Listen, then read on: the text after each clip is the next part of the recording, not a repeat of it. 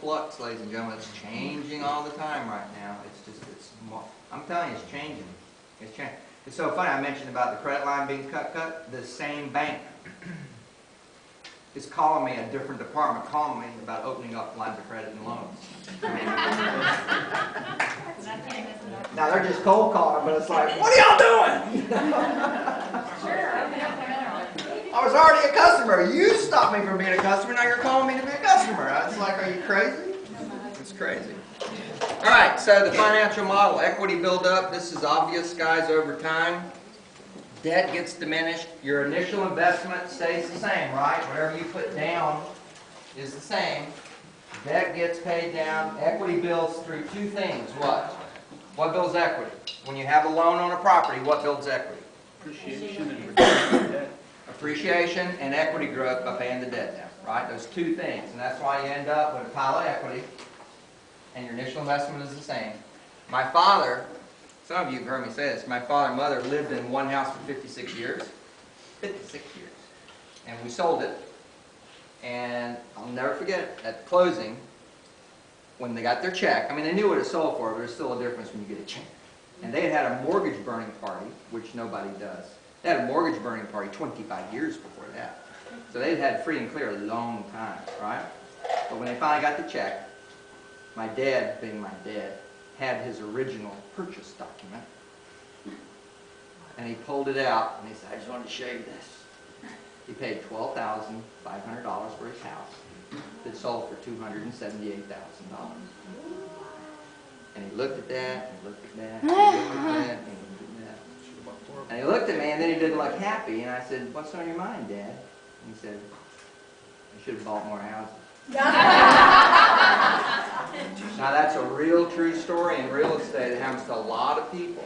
And you need to have a story like that you share with people. If they don't do it, they'll regret it one day.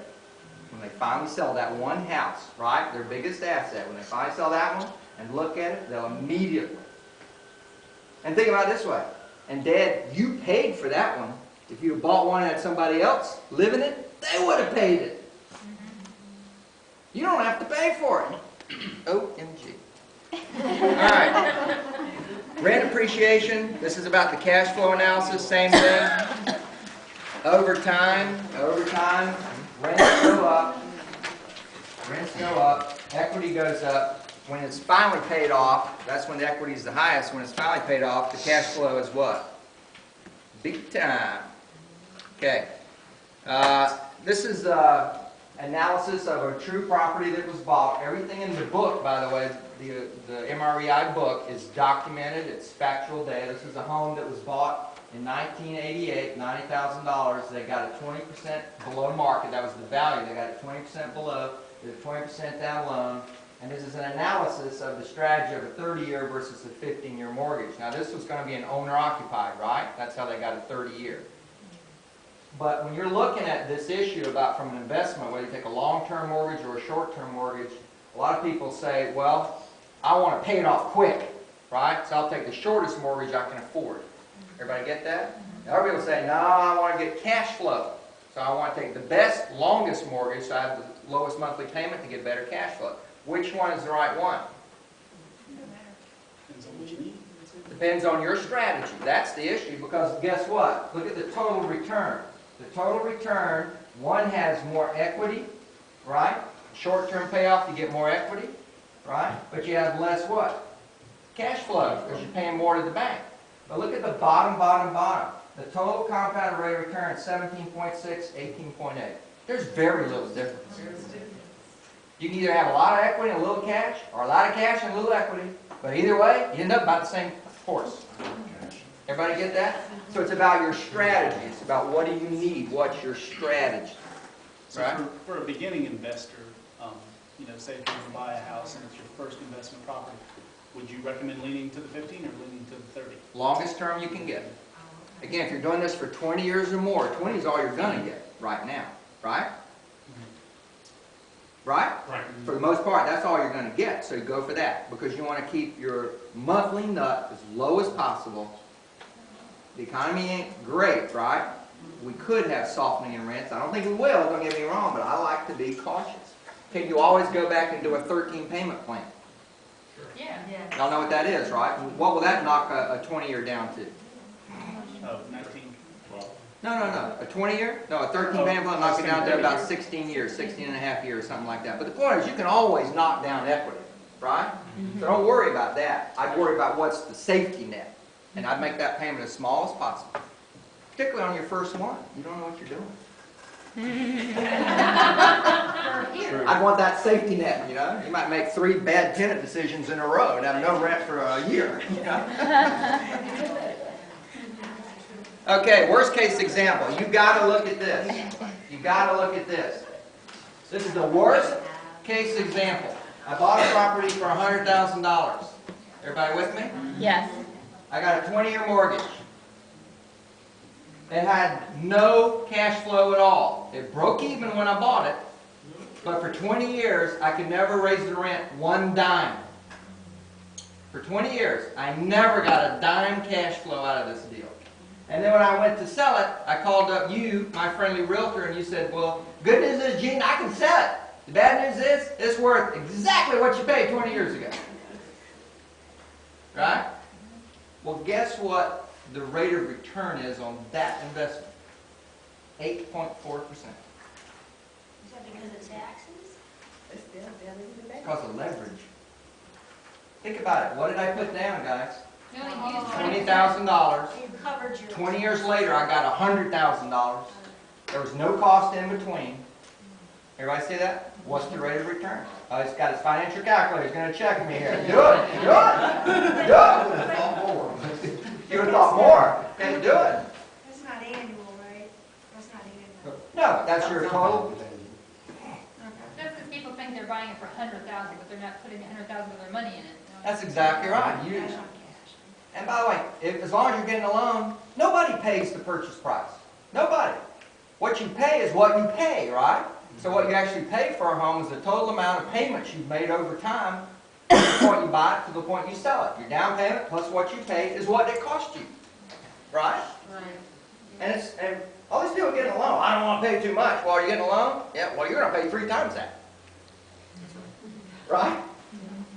If you pay that loan off, you'll pay 3 times that cost. So quit worrying about it. If you're worrying about $5,000, you got $170,000. If you miss today's interest rate, you're going to lose more money in the loan payment than you will in the 10 you're arguing about. By the way, that's real. Do the math. If they're going to live in the house 5 to 7 years, and rates go up a half a point or more, they'll lose money versus $10,000 on most loans, on most homes. You're off about 1/100th of a percent. Oh, we're losing. I appreciate the backhanded validation. You have to come up for rounding. But do you get this? Now I'm telling you, you show me where you'll get a better deal than that, and that's worst case. Now suppose I get cash flow. Suppose I get appreciation. Okay. OMG. OMG, baby! Someone else is paying your. By the way, if you show your potential investors who are real investors anything, show them this. You say you're worried about the worst case, no cash flow ever, and it doesn't go up a dime in value. Is that the worst case? Cool, let's look at what you get. Because that's what they think is the worst case, right? Never make no money and not worth a dime more? Well, boo-hoo, 8%. Okay. This is a... Can't get that leaving it in the bank either. Huh? Can't get that money leaving it in the bank, that savings account. Well, that's why I made that bold statement. If you're sitting on money, you're a fool. That is the worst thing to do with money. I mean that. Because what's the bank paying right now? 1%? 0.5%? I mean, you know. Like foolish. All right. This is a true study of 15 properties. They ran from 75 to about 150,000 on acquisition. So an average around 100, 125 over a 20-year span. And what we're looking at here is the total amount of cash flow, the total amount of accumulated equity, and the total value. Just look what happens over time from 1985 to 2005. Look what happens over time. This person bought 15 properties and ended up with a gross valuation of $2.5 million with a net equity of 1.6. This person is a millionaire. You understand that? This person is a millionaire plus. And they had annual cash flow of $300,000 a year. Is that a good thing or a bad thing? Now, if you're an agent sitting here, and particularly if you're young with little kids, if you bought 2 houses a year, that would take you 7 to 8 years to accomplish. You can have a housewarming party for Ethan. But I'm serious, you have small kids that you could do this, right? You could do this quite easily, and by the time they're going to college, she's getting $300,000, $3,000, and is a millionaire. Off of 2 houses a year. Yeah? Just to let everybody know, because I'm going up there to look at these properties tomorrow, there's houses in the north side for like $5,000 and $10,000.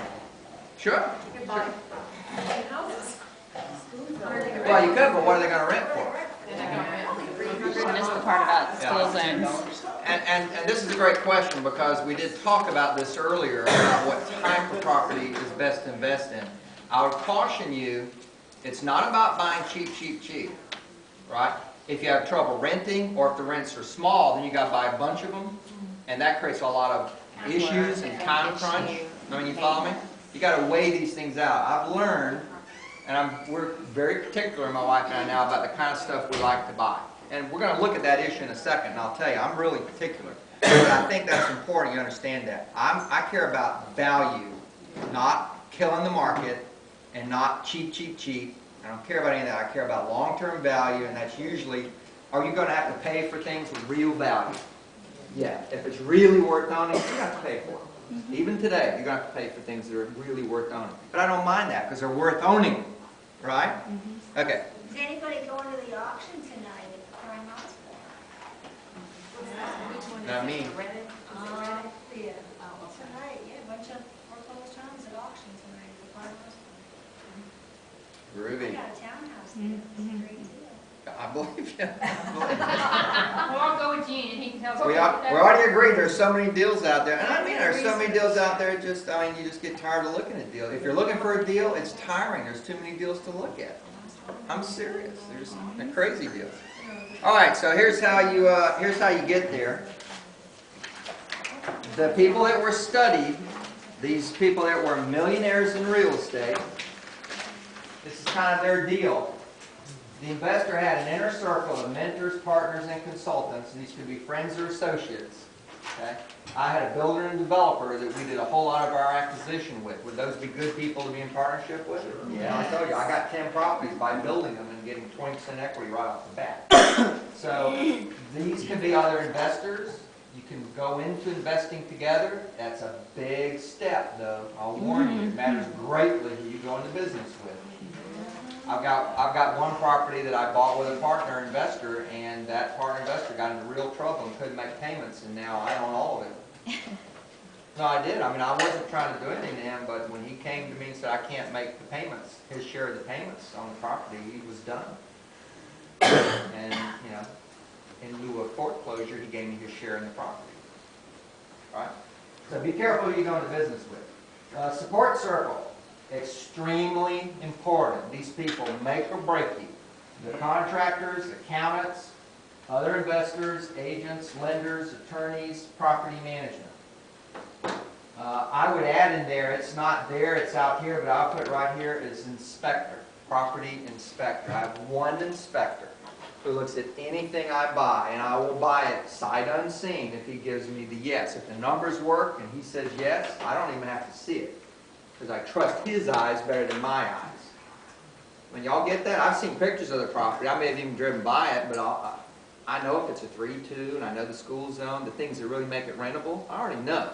I don't need to really look at it.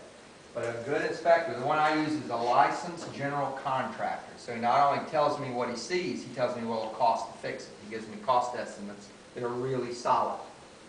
Now, having somebody like that in your corner is big, big, big. I'm telling you, it's big. Otherwise, you got to get that skill set. You follow me? You got to be able to go out and figure out what's going to cost to do the work. All right? And it's just, that's a big deal. The service circle, all these people, I mean, I use all these people.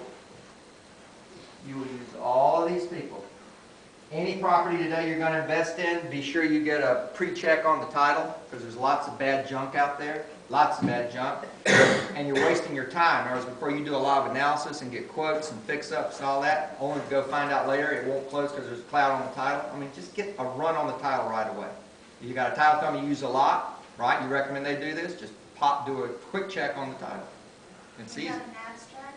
Yeah. That would be a title. Yeah, yeah. Okay, the network model, build a network model, and what we're saying here is get people. If you know an agent that does a lot of REO, you need them in your corner. You need them to feed you every time they get a new listing. Send it to me right away, because you know a lot of bank-owned property is going to be a deal, right? One of the agents in Orange Park that does a lot of REO, Jenny, she got one property that she put out there for $45,000 and had, anybody remember what? Because she said it in one of the class, she had 13 offers, I think, in 6 days, and ended up selling for $74,000. But I'm saying, if you can get those properties first, you got a better shot than waiting in line, after it's on the MLS. But bottom line is, you need a lender. You need some agents who will feed you deals that you know deals, whether REO or not, but they do a lot of real estate and they know deals that they'll feed you deals. And this is typically going to be what? Their listings, right? But if they do a lot of volume, they'll get deals. I got deals. Y'all want some deals? Come tell us. I got deals. And I got some really good deals. I'm not lying. Who else would you have? The inspector. This is not here. I'm just giving you the long and the short of it. What network do you need? What network do you need? Lender, inspector, fellow agents who will feed you, a coach, a mentor, or a partner, somebody that you can brainstorm with. That's a great comment. I truly believe that. If any of you are serious about it personally, I would get another agent who's also serious about it and be peer partners in it. You look over my numbers, my analysis, you look over my evaluation, you look over my CMA, you tell me what you see before I pull the trigger, and I'll do the same for you. Don't do this alone. Get help. Get help. Maintain it. Stay in communication. If you're serious about investing, I would even consider starting an investment club. And if you're really serious about it, and that's a great pull to other investors, right? In your database, suppose you start marketing your investment club that meets, the third Thursday of the month at 7 o'clock. Y'all get that? There's a lot of power in investment clubs. There's a lot of investing being done out of that. In Toronto, Canada, they had a meeting. Did we talk about this last time? Toronto, Canada, they had a meeting last month. They called for investors who wanted to invest in Florida real estate. And they created an investment club overnight. And they were trying to get 150 investors in Toronto, Canada for Florida real estate, just for Florida real estate. 260 showed up. 260 showed up. They're looking for everything from a small condo for themselves to apartment buildings. Everything in between. Everything in between. But now that group has become a club, an investment club that meets in Toronto, a big hotel. And agents go up there and show properties on big screens and have booths in the back and sell them property. Okay. Maintain it, engage it, be involved. Okay. Where do you find good deals? You got to know these things. What kind of property do you want? Who are the people that are going to help you find that property? How do you lead generate for it? And how to suspect good ones from bad ones. These are the issues, the big issues. Location is the most important thing to me. The majority of our stuff, I've already shared this with you, is where? School zone. That is my number one criteria, school zones. And it's 2 basic school zones. It's in public school zones, or it's around the universities for student rentals. You follow that? So I'm focused on schools, but that's why. Okay, that's the issue. Type of property. If you're going for your first one, you want to be cautious, and you're probably going to have a lower qualifying amount. So you're probably talking townhome. My preference is small, single family in great school zones. That is my personal preference. The spread. Is there a lot of competition among townhouse rentals? You have big apartment complexes now offering first and last month free, and we'll buy you cables to hook up, right? And there's a lot of competition in that game. I don't have a lot of competition in that game in single-family houses. I like them with garages. That will actually add 20% to rent in some neighborhoods. 20%. What does it cost you extra to get a house with a garage? About 5%. And I get a 20% pop in rent. Okay. Economics, I don't like things that need a lot of work. I don't like things that need a lot of work. Y'all hear that? I don't like them. I'd rather rent them. If it takes me 90 days to fix them up, I've lost 90 days of rent. Y'all see that? So it's got to be a really good return. I'd rather have them fixed up. Now that doesn't mean I won't buy them that need work, but I really would rather not. Construction, I don't believe in maintenance. If it's got to be painted, I don't like it. I'm telling you flat out, I don't like it if it's got to be painted. So I like brick. I don't care if it's older brick, I'll take the wood soffit and fascia. But a lot of those in my market have been upgraded to vinyl or metal coated. But the newer houses with hardy board, vinyl, metal all the way around, I mean, I love those properties because the maintenance is pressure wash once a year and you're done. And I like that a lot. Features, the standard for me, now guys, you understand I'm talking about me. I'm not telling you this is what you should do. You got to figure out what you should do. The standard for me is a 3-2 with a garage. I really like 3-2s with a garage. There's marginal improvement in rent for 4s, but in the right school zones, again, a 3-2 will rent almost for what a 4 will rent for if it's in the right school zone, the right house. Amenities, the standard stuff, nothing special. My higher end homes, I like to have better amenities though, because that will actually get paid for. The utility renter, the person that's renting a small house in a good school zone, they really don't care a lot about amenities. They care about the school zone and the room of the house. How big is the house, right? They care about room. When you go up in price, those people care about is it granite or Formica. You follow me here? So I'll get more money because it's granite than Formica. And the utility, and I've seen people that I compete with on rentals who'll do this. They'll buy something and fix it up, and they'll put in hardwood, and they'll put in granite countertops, and they'll get $75 more a month rent than I do. You follow me? Because those people are shopping for lower rents. They're not shopping for amenities. Yeah.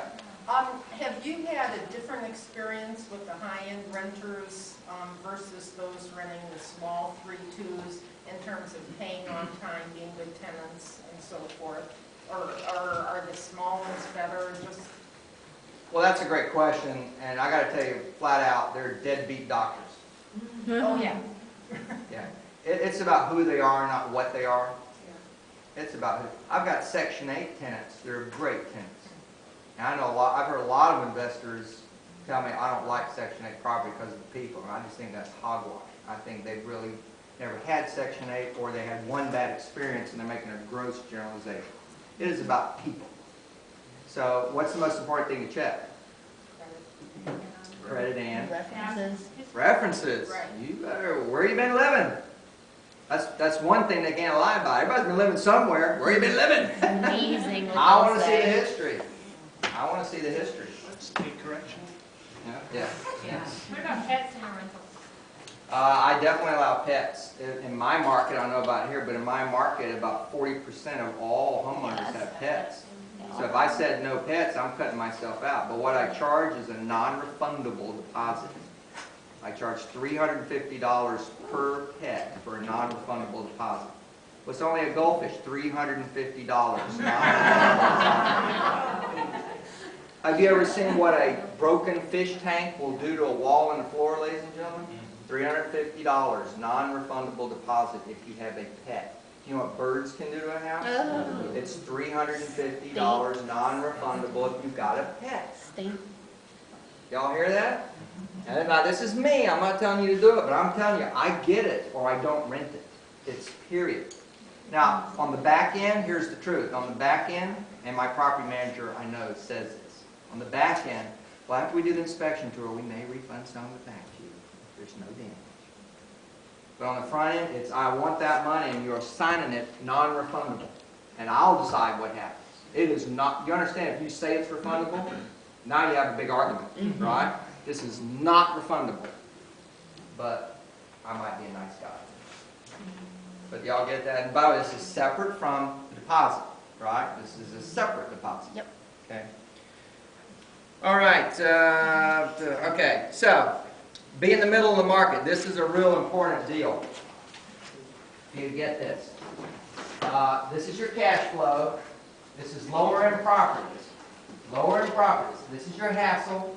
This is the appreciation curve, and this is liquidity curve. Okay. So when people when people buy low end, dirt cheap stuff, what do you typically get? Great cash flow. But if it's $250, $300 a month rent, you got to stack up a bunch of these, right? So what do you have? A lot of hassle. So a lot of these people tend to come and go too. Unfortunately, yeah, they'll disappear. My risk is a $200 deposit. I'm gone. Right? I get a better job in Texas. I'm out of here. Right? And you ain't chasing them, and guess what? You ain't finding them. I'm serious. They're just gone. Right? Okay. What about appreciation? Very low. Most crummy properties are going to remain crummy properties. I'm serious. They're, because the neighborhood in the area, I mean, that's why you bought them for $20,000. You know, they're not going up to $100,000. I mean, they're just going to stay crummy properties. So liquidity is extremely low. A lot of these properties are hard to sell. Right? Okay. So look at the other end now. You got yourself a really high-end, snazzy, dazzy deal. Right? What do you got in terms of cash flow?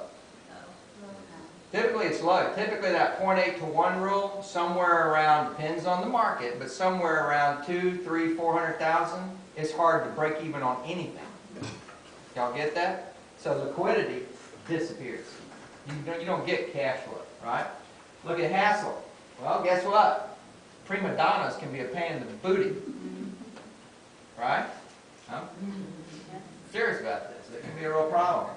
We're back to that deadbeat doctor deal, you know. Doesn't pay his rent and threatens to sue you. The attorney that knows more than you do. Huh? Don't ever run to a lawyer. You have an attorney that knows more than you do. Ooh, I like attorneys. You do? I have a great attorney. I like my real estate attorney, absolutely. No, but Yeah, it's but not it's right from you. Oh, you don't rent their attorney? I don't care about that. I don't care about that. Guys, it's about people. It's about people. It isn't about their job or what they do or who they are or nothing. It's about people. There are good people to rent to and bad people to rent to. Okay, what happens to liquidity? Again, terrible. You know, terrible. So, where's the good spot? So when you look in a neighborhood, if you think a neighborhood is a really good neighborhood to invest in, and there's a little house in there, a small house, that's a bad investment. Think about it. Let's say you got a neighborhood where the average home size is 1,500 feet, and you've got this little 3-bedroom, 1-bath that's 1,100 feet you can pick up really cheap. I ask you, the average person driving through that neighborhood looking to rent, what are they looking to rent? 3-1 or 3-2? 3-2. And you understand when you go small like that, you're either giving up a bathroom or you're giving up a bedroom. So it's a 2-2 or a 3-1. You follow that? So the tenants aren't looking for it. They don't care what the rent is. Well, I'm $100 less than everybody out here. But you're missing a bathroom. I ain't sharing a bathroom with my teenage kid. Right? I mean, you'll hear this. You know, you're crazy. So be in the middle, and you neither want the big house. Because if you spend the money to get a 4-bedroom, 2-bath in that same neighborhood that's like the biggest house in the neighborhood, what's the average tenant looking for? Well, they're looking for a rent about this, right? And here you are, you got the highest rent in the neighborhood. You hear that? That ain't a good place to be either. You want a property where you have it that the majority of people coming in there to rent are looking for that property. That size, that price, that kind of property. You don't want the biggest house, you don't want the smallest house, you want to be right in the middle. In other words, I want 3 out of 4 renters to consider my property, as opposed to 1 out of 4 on the bottom end or 1 out of 4 on the top end. Does that make sense? I want the best opportunity. Okay. All right. Here's where the really good deals are. That golden egg right there. Great deals are in between. They're not the bottom end, but they're right in here. Now, what do you think these great deals typically are? Ones that need work. These are the fixer-uppers. These are the ones that usually got to go in and work. In other words, they're the right size, but they're in bad condition, and I can pull them up to here. Right? Does that make sense? Those are great. And this is what we got tons of. Right? You've got tons of these right now. You really do have lots of those. Okay, so here's the criteria worksheet. Again, these forms are all free downloads. The first thing you do as an investor is say, let's run through your criteria. What is it that you like to invest in? Most investors will tell you no agent has ever done this with them. Most of them will be extremely impressed that you take the time to run through a criteria sheet. It goes through all the stuff we talked about. Again, school district is huge for me, personally. Type, single family, home, condo, da-da-da-da. And by the way, I don't like condos. We have townhouses that are fee simple. We have townhouses that are condos. Y'all understand that? I will not buy the condo townhouse. Can you have issues with condominiums? Yes, you can. I just don't want to go there. I'd rather have as narrow a band of ownership as I possibly can. Y'all follow that? And what about duplex, fourplexes, triplexes? Are those good to invest in? Yes. Really good. They typically have the best yield. In other words, for what you pay and what cash you get out, they have tremendous yield. Okay? What's the negative? Selling. Huh? Selling it. Well, selling it. That could be negative, but again, if we're talking about long-term investing, that's not your plan here. You're going to buy and hold, right? So what's the negative? You got 3 properties to rent, but that's okay. What's the negative? I'm sorry? Financing or No? insurance? There is no negative. I'm dead serious. They have the best yield. There's no negative. There's no negative. They're good properties to own. I like them. Does anybody know a negative? Only if the neighbors. I mean, if your choice was having 2 units, say it again? Then only if the neighbors don't go along. Well, no, that's true. That's true. He made a comment that's accurate. You have problems now with neighbor to neighbor. You know, the guy's pounding on my wall late at night. You know? But the minute you go into multifamily, you have that problem. So whether it's an apartment complex or a duplex, you have that problem. But isn't that true if you buy a townhome? Yeah, you buy a townhome, you don't own the one on the left, you don't own the right. You got that same problem. Yeah. I haven't had that as a big problem. I mean, I get some tenants that are loud and noisy every now and then, and you just threaten the heck out of them. I'll evict you. By the way, I said I like a good attorney. I'm real strict about it. We'll give you a warning, and then a notice goes on the door. An eviction notice. Don't mess around. If you keep calling people and begging and asking and going knocking the door and please behave and please behave and please behave, they ain't going to pay you attention. It's like, this is your warning. If you do this again, we're going to have to evict you. I will not take complaints. I will not accept complaints. You're in violation of your lease. You understand you are. And then, they do it again a week later. There's a notice on the door. Notice to evict. Don't mess around with it. This is my advice to you guys. Don't mess around. Because guess what? You're either going to find out that they're going to wake up and be a good tenant, they want to stay there, or they're a lousy tenant, and the sooner you get them out of there, the sooner you're better off. You follow me? Mm-hmm. Don't mess around. And if you rent student rentals, here's the best advice I give you. Every student rental I have, I insist that the parents sign the lease. Mm-hmm. And if they live in the state of Florida, that means I can get a judge to gavel down and go directly after them because they're in the state of Florida. Now they're under Florida law. Now, if their parents are out of state, I can blemish their credit report, right? But I can't really do anything to them legally out of state other than blemish their credit report. But that's still, for most parents, is that a big deal? Mm-hmm. I'm going to pop their, yeah. So, get the parents to sign. Mm-hmm. Yeah? Do you have a service where you do background checks and credit checks and everything? Sure. So you pay for that? Mm-hmm. So it's worthwhile? Absolutely. Absolutely. And it's easy today on the internet. I mean, we don't have to wait. We find out right away.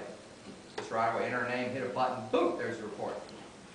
And every now and then there's a, oh my God. Run! And when you go to borrow money, do you find that the lenders want to try and decide or say, figure out what your debt coverage ratio is, or do they try to figure out, well, this is what the rent's going to be, and do they try to tell you that, or Well, is that how they again, I'll be honest with you, since the shift, I haven't bought a whole lot of investment property like that, okay? And what I do buy now, because I've got so many, what I do buy now is all in-house portfolio money. It's portfolio money. So cash? No. The banks have their own money to lend, portfolio. All your regional banks, BB&T has portfolio money, People's Bank, well, People's is gone.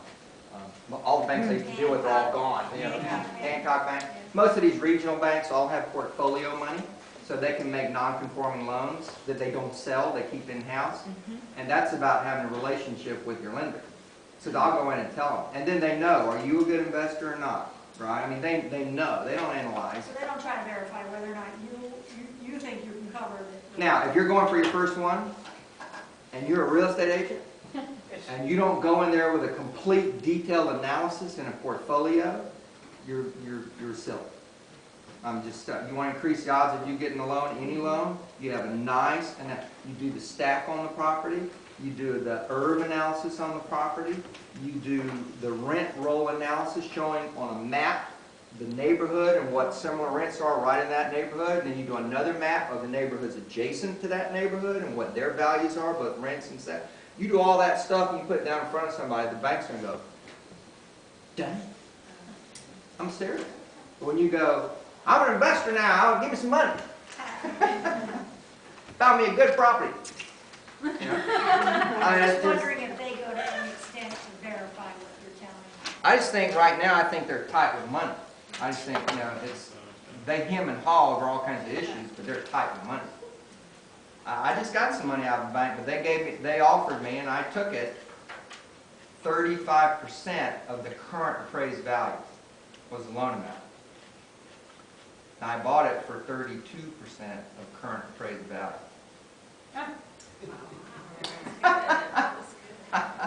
Yeah, that was good. That was good. No, that was arm's length approach. Well, I knew it. Guys, this kind of deals that are floating around out there. I mean, I knew it. I knew it. So, okay. This is all pretty obvious stuff. Condition. Again, I like brick, hardy board, construction. I prefer 1 story over 2. 1 story over 2, absolutely. I don't have an issue about age. I have an issue about condition. I bought some older brick homes in really nice, good school zone neighborhoods, older, well-established neighborhoods. They're great rental properties. So I have a little more maintenance on soffits and fascia, but most of them have had roofs put on before I buy them. You know, the roofs are sound. They're solid houses. I mean, if they're going to have foundation problems, they would have showed up years ago. When you follow me here? Mm-hmm. And the landscape is all done. Most of them have bigger lots, bigger yards than newer homes, right, which is more desirable to families. So I have no issue with that. But that's why you need an inspector. Are there any questions about any of this stuff? It's all pretty obvious. Oh, pools. I don't like buying a home with a pool. I don't like buying a home with a pool. We bought one home that had a pool. We filled it in with dirt. I'm dead serious. We took out all the equipment and just buried it. Don't want a pool. Don't want a pool. Why? Maintenance is the main issue. A lot of people talk about liability. I'm not worried about liability.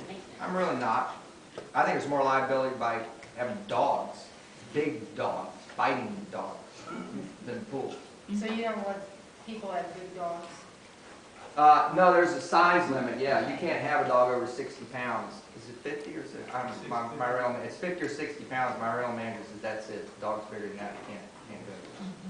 And by the way, we do check up on that about once or twice a year. We'll check up on the pets, and it's very simple. My property manager drives by in the middle of the day, goes up to the front door, and does.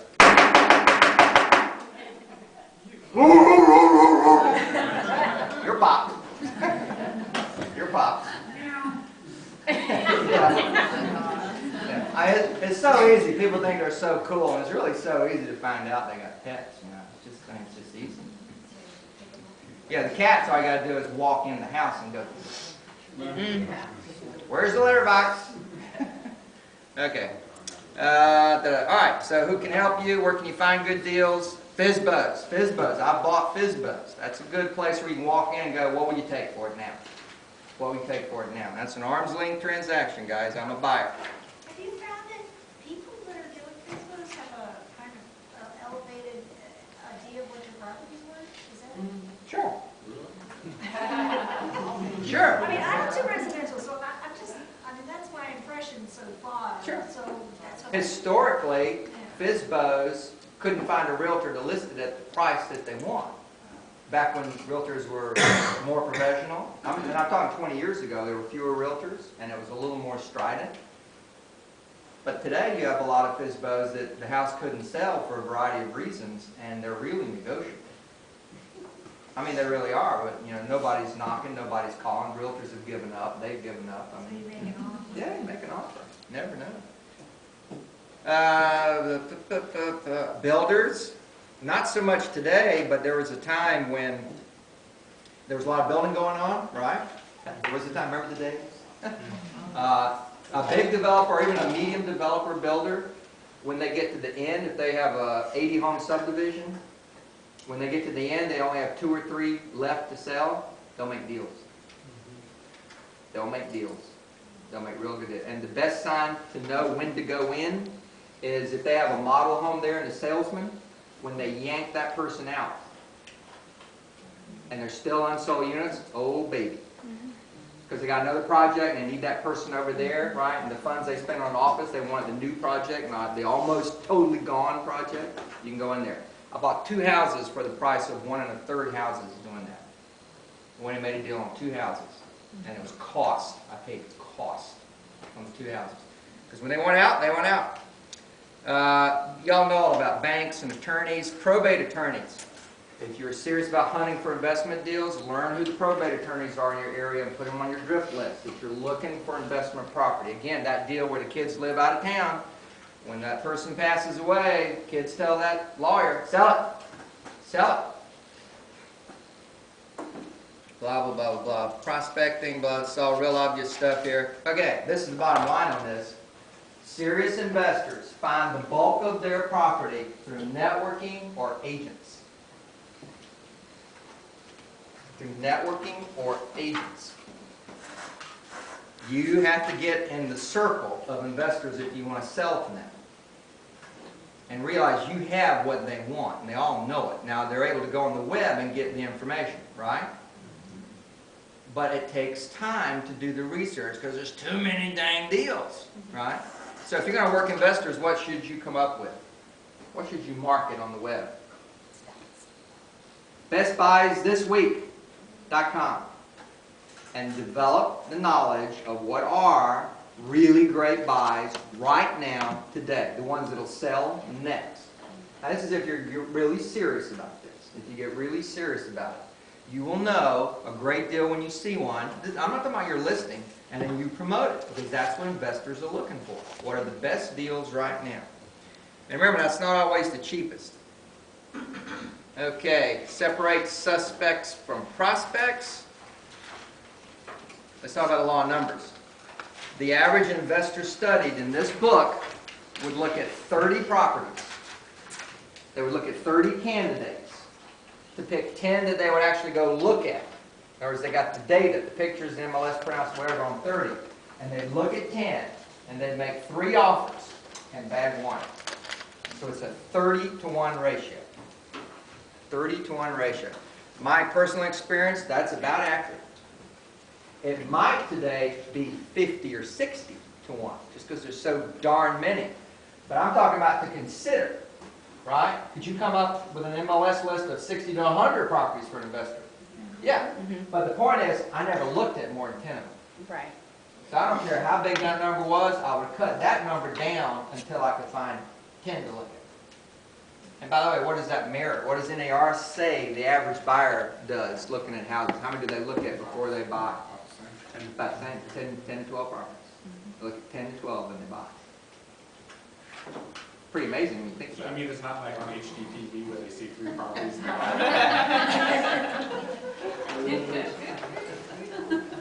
It's so funny. Well, when you develop your relationship with an investor, ultimately, they will look at one and buy. Because they've gotten to the point where they trust you, and they have bought. And it'll typically, my experience is, it'll take them 2 to 5 purchases through you before they're comfortable enough telling you, write it up. Write it up.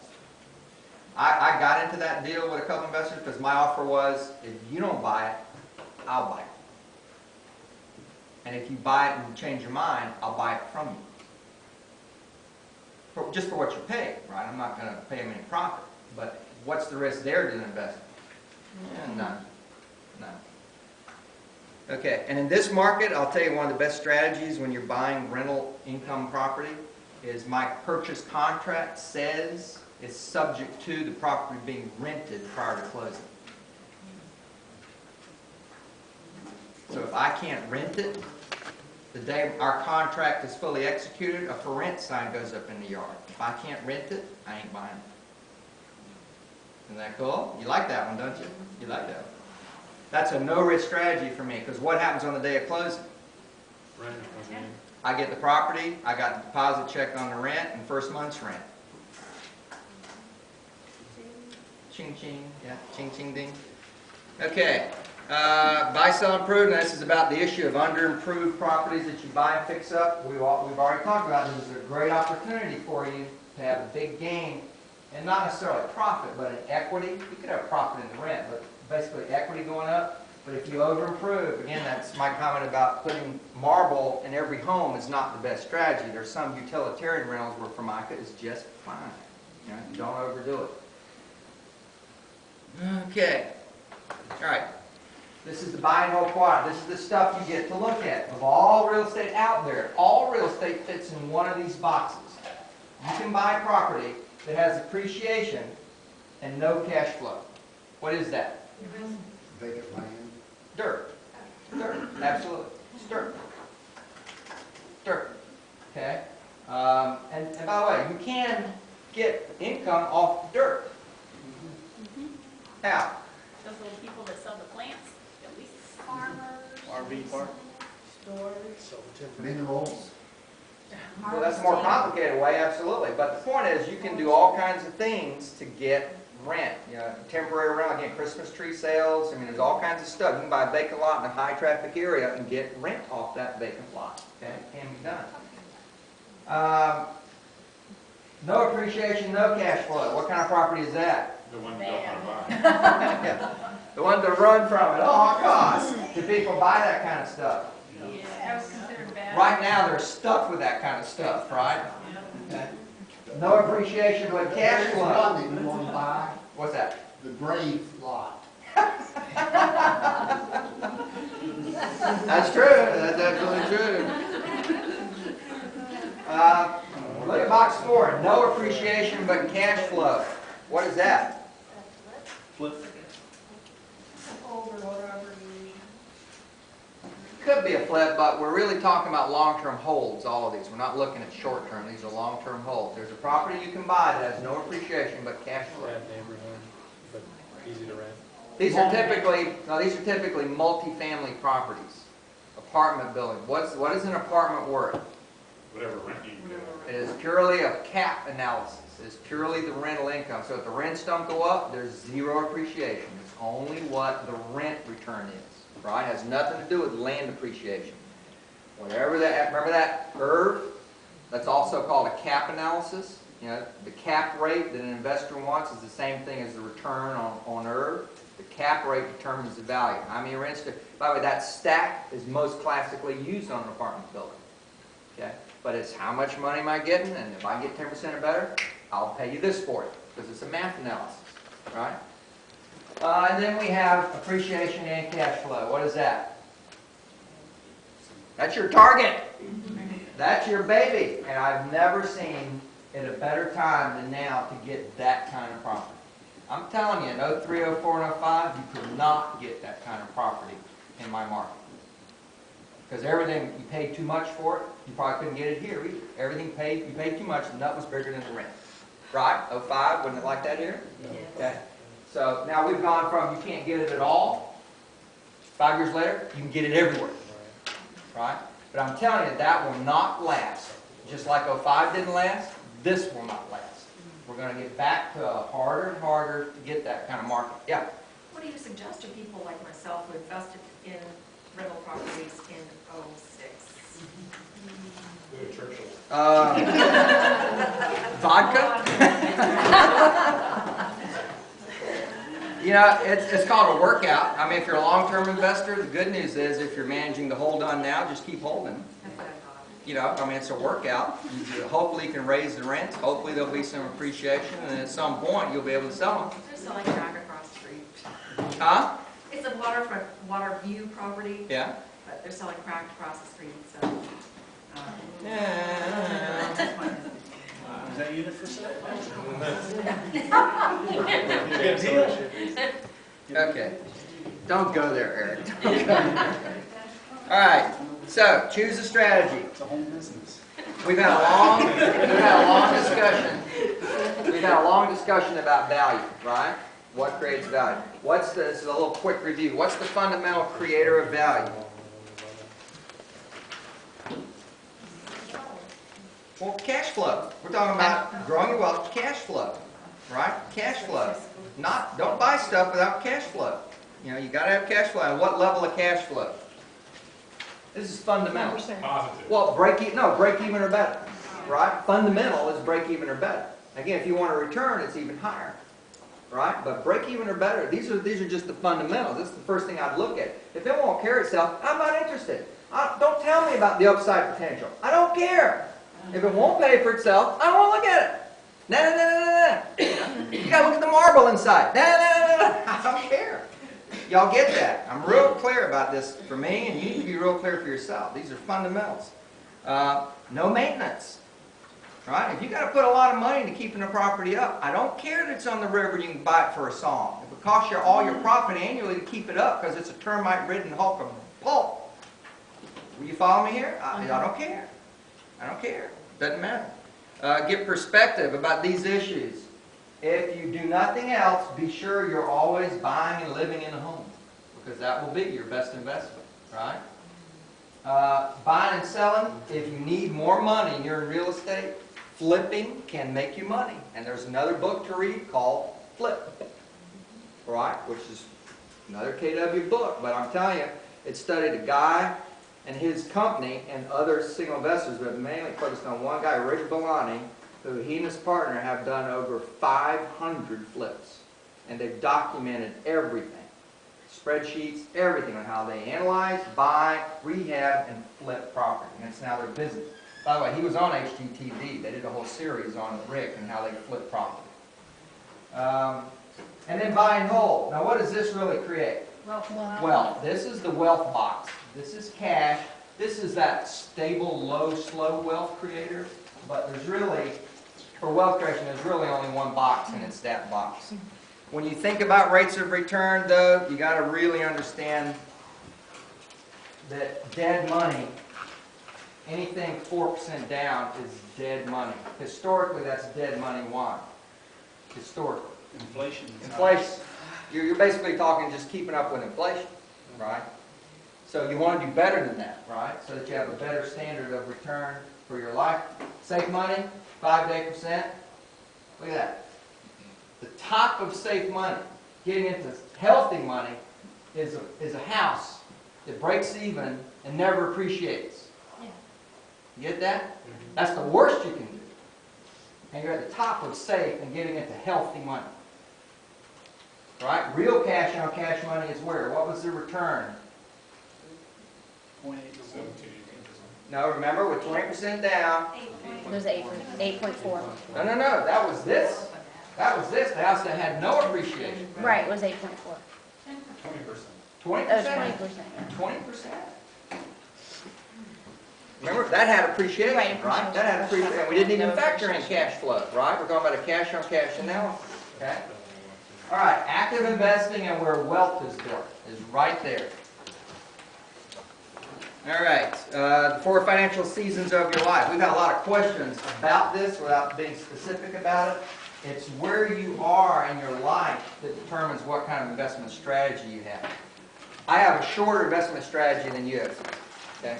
I'm looking at a tinier window, so I have different ideas at play at what I'm doing. I do have some dirt, and I have some strategically placed dirt because I know someone's going to want to build a gas station or a McDonald's or something on it, and I'm going to make a lot of money when that happens, right? But that's because I want that money shorter. Long term, I'd be buying income property. Income property. I wouldn't mess with that. Y'all hear that? It's riskier for me to do this, but I also have a lot of other assets, so I'm willing to take that risk. Everybody hear that? But if I was buying my first or second or third or fourth or fifth property, it's income property following the formula, right? So it's where you're at. On the back end, you make a lot of money. What do you do with it? Here's a flash. You ain't taking it with you. Now look at what it says. You give it away. You give it away. And one strategy in giving to your children is to have a trust fund. And real estate trusts are much better than almost any other kind of trust, in my opinion. And you can create your own REIT. that you put your assets into and it's properly managed. If you can get it big enough, it can afford good quality management, and you can use that to fund charities, your kids, your church, temple, synagogue, whatever. I mean, you can really create something amazing, all by acquiring 1 or 2 properties a year over 15 or 20 years. You talking about a land trust? Putting it into a land trust? Maybe. This is a question for your CPA, right? This is a question for your CPA. You could have a directed trust. I have a son who's an attorney. He will direct the trust, right? So there are issues there. But just understand there are options when you have a lot of property towards the end of your life. Guys, think about it. If you own 15 and you're getting $350,000, $400,000 a year in cash flow, you ain't living a shabby life in retirement, right? But you got this big asset sitting there. Well, what's going to happen to it when you go? I do not want to sell it all out and give my kids a pile of cash. That won't teach them anything about the value of money and wealth, right? And I also have things I want to support even when I'm dead.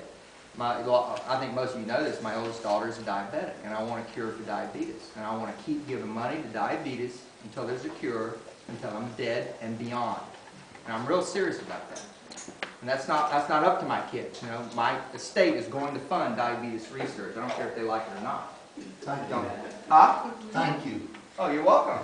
You're welcome. We give a lot of money annually, and I'm not bragging and I'm not complaining. We give a lot of money because it's important to me. It's important to me. I take 5 a day. My daughter's on a pump. So you guys is going to be my support for the Children's Cure? What's that? He's there. I'm already have my plan for that, Jose.